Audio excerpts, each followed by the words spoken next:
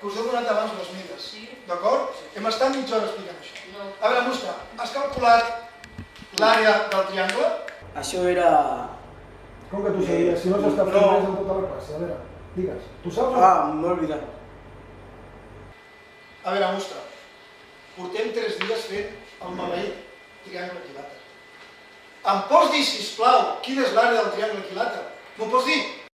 Que no em cridis, que jo vinc aquí a les 8 del matí, tinc que suportar-te 6 hores i a més te'n poses xurro, Doncs sí, doncs 3 dies per tu. Jo me'n vaig.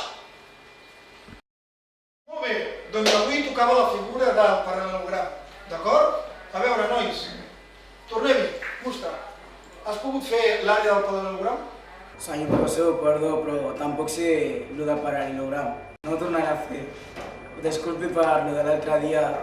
T'ho juro que a partir d'ara canviaré.